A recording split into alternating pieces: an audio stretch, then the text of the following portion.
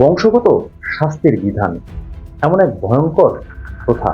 পরিবারের একজন সদস্য অপরাধ করলে শাস্তি পেতে হয় পুরো পরিবারকে, এমনকি পরবর্তী প্রজন্মকেও ভোগ করতে হয় সেই শাস্তি। বর্তমান বিশ্বে এই প্রথা বিরল, তবে কিছু দেশের কঠোর স্বৈরতান্ত্রিক শাসনে এই আইন এখনো বলবৎ। আজকে আমরা কথা বলবো ভয়ঙ্কর এবং বিতর্কিত এই বংশ শাস্তির বিধান নিয়ে।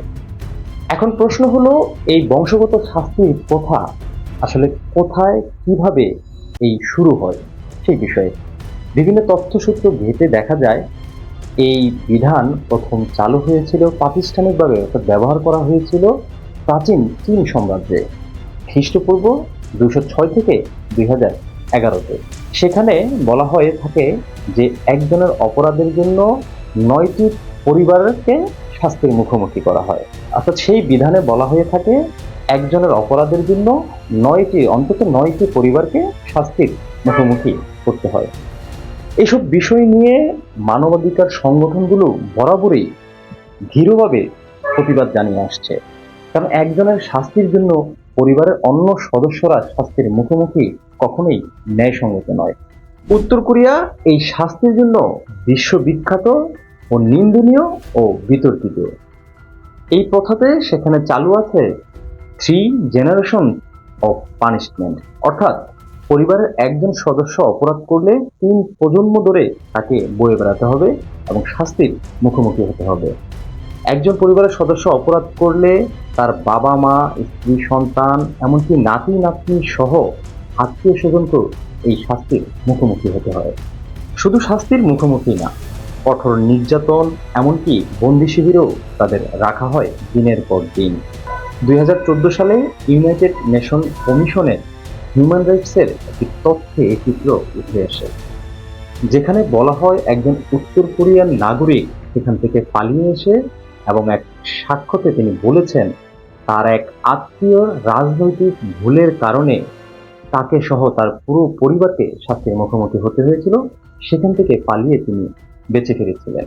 উত্তর কোরিয়ায় বংশগত শাস্তির এই বিধানের যে অপরাধগুলো প্রথমেই আসে তার প্রথম নম্বরে হচ্ছে দেশদ্রোহ বা তার নেতার বিরুদ্ধে মন্তব্য করা, সেই দেশের অর্থাৎ রাষ্ট্রপ্রধানের বিরুদ্ধে কোনো মন্তব্য করা।